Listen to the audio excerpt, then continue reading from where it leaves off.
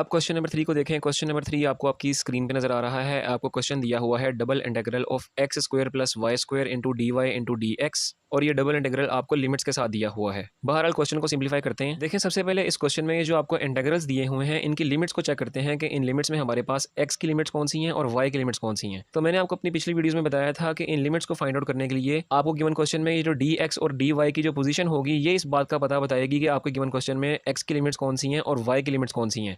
यानी कि यहाँ पर देखें, यहाँ पर आपके पास ये वाई वाला फैक्टर जिसको हम डी वाई कहते हैं ये यहाँ पर पहले लिखा हुआ है। इसका मतलब कि ये पहले आ रहा है, ये इस चीज़ की रिप्रेजेंटेशन कर रहा है कि ये जो पहला इंटीग्रल जिसकी लिमिट्स हमारे पास 1 से 2 है ये हमारे पास y की लिमिट्स हैं। तो ये मैंने y की लिमिट्स की रिप्रेजेंटेशन कर दी है। इसके बाद देखें कि यहाँ पर इस dy के आगे हमारे पास x वाला फैक्टर जिसको हम dx कहते हैं ये dy के बाद में दिया हुआ है। तो ये dx वाला फैक्टर बाद में आ रहा है। इसका मतलब कि ये इस चीज़ की रिप्रेजेंटेशन कर रहा है कि इस इंटीग्रल के बाद वाला इंटीग्रल जिसकी लिमिट्स हमारे पास 2 से 4 हैं तो ये लिमिट्स हमारे पास x की लिमिट्स हैं। तो ये मैंने x की लिमिट्स की भी रिप्रेजेंटेशन कर दी है। अब इसको मजीद सिंप्लीफाई करते हैं। देखें, मैंने आपको पिछली वीडियोस में बताया था कि डबल इंटीग्रल को हम किस तरह सिंप्लीफाई करते हैं कि सबसे पहले हमारे पास ये जो दरमियान वाला इंटीग्रल होता है सबसे पहले हम इस इंटीग्रल को सिंप्लीफाई करवा के इसका जवाब निकालते हैं। इस दरमियान वाले इंटीग्रल का जो हमारे पास जवाब आता है उस जवाब को हम बाद में इस दूसरे इंटीग्रल से सिंप्लीफाई करवा के मुकम्मल क्वेश्चन का जवाब निकालते हैं। तो यहाँ पर आप देख सकते हैं कि ये जो दरमियान वाला इंटीग्रल है इस इंटीग्रल का फंक्शन जो हमें दिया हुआ है ये है x square plus y square, यानी कि इस फंक्शन में मजीद दो मुख्तलिफ फंक्शन एक्स स्क्वायर और वाई स्क्वायर आपस में प्लस हो रहे हैं। तो इसके मुतालिक भी मैंने आपको पिछली वीडियो में बताया था कि इंटीग्रल जो होगा वो इन दोनों फंक्शंस पे लीनियरली ऑपरेट होगा, क्योंकि इंटीग्रेशन हमारे पास लीनियर ऑपरेटर होता है, यानी कि आपको जितने भी फंक्शंस दिए होते हैं इंटीग्रेशन उन तमाम फंक्शंस पे बारी बारी ऑपरेट होता है।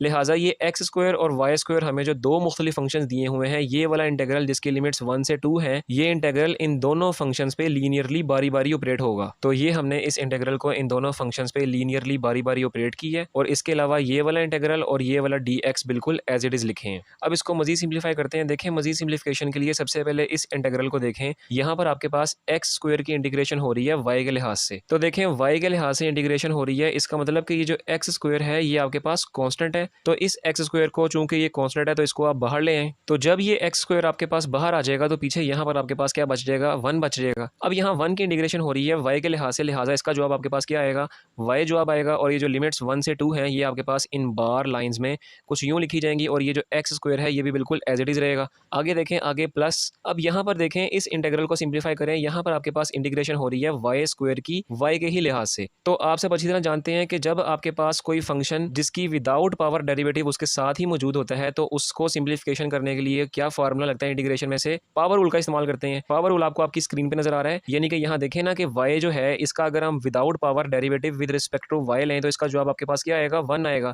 तो अगर आप गौर से देखें तो 1 तो यहाँ मौजूद है, इसका मतलब विदाउट पावर इस y का जवाब यहाँ मौजूद है। लिहाजा ये इस इंटीग्रल के फार्मूले से यहाँ इंटीग्रेशन के बाद ये क्या जवाब देगा। देखें, मैंने पिछली वीडियो में आपको बताया था कि इसकी पावर जो आपके पास दी होगी उसमें आप एक प्लस कर देंगे, और यही जो पावर आपके पास बन रही होगी इसी पावर से आप इसको डिवाइड करवा देंगे। ठीक है, तो ये इस चीज़ की इंटीग्रेशन हो गई, और ये इसकी लिमिट्स जो हैं यानी कि 1 से 2 ये इन बार लाइंस में कुछ यूँ डिनोट की जाएंगी। इसके अलावा ये वाला इंटीग्रल और ये डी एक्स ये बिल्कुल एज इट इज़ रहेंगे। अब इसको मजीद सिंप्लीफाई करें। सबसे पहले ये वाला x square as it is रहेगा, उसके बाद यहाँ इस पे लिमिट अप्लाई करें। तो देखें लिमिट कैसे अप्लाई करते हैं कि अपर लिमिट को लोअर लिमिट से माइनस करवा देते हैं। ठीक है, तो यहाँ लिमिट अप्लाई हो गई, आगे ये प्लस। अब देखें यहाँ पर y की जो पावर 2 + 1 बन रही है ये आपके पास 3 हो जाती है, तो यहाँ पर भी 3 कर दें और यहाँ पर भी, तो यहाँ दोनों जगह 3 भी आ गए। अब यहाँ लिमिट अप्लाई करें। देखें, सबसे पहले अपर लिमिट यानी कि जो 2 है ये अप्लाई करें, तो जब 2 यहाँ पे अप्लाई होगा तो ये बन जाएगा 2 की पावर 3 और ये divided by 3 as it is. ठीक है, उसके बाद ये लोअर लिमिट यानी कि 1 को अप्लाई करवाएं तो ये बन जाएगा 1 की पावर 3 डिवाइडेड बाय ये वाला 3, और आगे देखें अपर लिमिट को लोअर लिमिट से माइनस करवा के अप्लाई करवाते हैं ना, तो ये हमने इसको माइनस करवा दिया,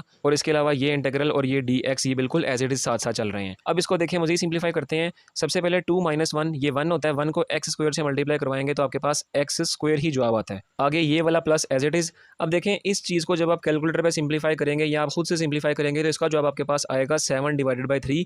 ये मैं डायरेक्ट यहाँ लिख देता हूँ। ठीक है, और इसके अलावा ये वाला इंटीग्रल और ये डी एक्स ये बिल्कुल एज इट इज साथ साथ चल रहे हैं। ठीक है, तो यूँ देखें, यूँ हमने इस दरमियान वाले इंटीग्रल को ये सिंप्लीफाई किया है और ये यहाँ तक सिंप्लीफाई हो गया है। अब यहाँ पर आपके पास इंटीग्रेशन हो रही है इन दो फैक्टर्स की एक्स के लिहाज से, और सिचुएशन हमारे पास वही शुरू वाली बन गई है कि यहाँ पर दो फैक्टर्स आ गए हैं अलग-अलग। तो वही बात कि इंटीग्रेशन आपके पास लीनियर ऑपरेटर होती है, लिहाजा ये वाला इंटीग्रल इन दोनों फंक्शंस पे लीनियरली बारी बारी ऑपरेट हो जाएगा। तो ये मैंने यहाँ पर इस इंटीग्रल को इन दोनों फंक्शंस पे लीनियरली यहाँ ऑपरेट करके लिख दिया है। अब यहाँ मजीद सिंप्लीफाई करते हैं तो ये देखें यहाँ पर आपके पास एक्स स्क्वायर की इंटीग्रेशन हो रही है डी एक्स के लिहाज से। तो इसका फॉर्मूला मैंने अभी आपको यहाँ पे बताया है कि जब आपके पास किसी भी फंक्शन की विदाउट पावर डेरिवेटिव उसके साथ ही मौजूद होता है तो आप ये वाला फार्मूला इंटीग्रेशन का अप्लाई करवाते हैं। तो ये फार्मूला यहाँ पर अप्लाई करते हैं। देखें एक्स की जो पावर है 2, इस पावर में आप मजीद 1 प्लस कर देते हैं और इसी पावर के साथ आप इसको डिवाइड करते हैं। तो देखें 2 + 1 कितना होता है, 3 होता है। तो हमने इसको 3 से डिवाइड कर दिया और ये जो लिमिट्स हैं 2 से 4 ये आपके पास इन बार लाइंस में कुछ यूं लिखी जाएंगी, ठीक है। अब उसके बाद आगे देखें, आगे यहाँ पर ये वाला जो इंटीग्रल है इसमें 7/3 हमारे पास फंक्शन है और ये एक्स के लिहाज से इंटीग्रेट हो रहा है। तो एक्स के लिहाज से 7/3 हमारे पास तो कॉन्स्टेंट होगा, तो ये बाहर लिखा जाएगा। तो ये यहाँ बाहर लिख लिया। अब जब ये बाहर आ गया तो यहाँ पीछे हमारे पास क्या बच जाएगा, 1 बच जाएगा। लिहाजा अब यहाँ पर 1 की इंटीग्रेशन हो रही है एक्स के लिहाज से। तो देखें 1 की इंटीग्रेशन एक्स के लिहाज से इसका हमारे पास क्या जवाब आएगा, एक्स ही जवाब आएगा। और ये लिमिट्स हमारे पास इन बार लाइंस में 2 से 4 कुछ यूं बन जाएगी और ये 7/3 के साथ एज इट इज रहेगा। अब इसको मजीद सिंप्लीफाई करें। सबसे पहले ये जो एक्स की पावर 2 + 1 बन रही है ये आपके पास 3 होती है, तो ये मैंने यहीं पर 3 कर दी है। अब यहाँ पर देखें, यहाँ पर लिमिट अप्लाई करें। सबसे पहले अपर लिमिट अप्लाई करें, वो है हमारे पास 4। तो जब यहाँ 4 अप्लाई होगा तो ये आपके पास बन जाएगा 4 की पावर 3 और डिवाइडेड बाय ये वाला 3 एज इट इज, ठीक है।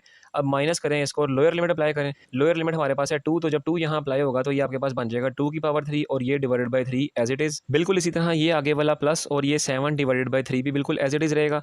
और यहाँ पर लिमिट अप्लाई करें, यानी कि अपर लिमिट को लोअर लिमिट से माइनस करवा दें। अब देखें इसको आप आगे मजीद सिंप्लीफाई करें। जब आप इसको कैलकुलेटर पे सिंप्लीफाई करेंगे तो इसका जवाब आपके पास आएगा 70/3। तो बहरहाल ये है आपके पास क्वेश्चन नंबर 3 का जवाब।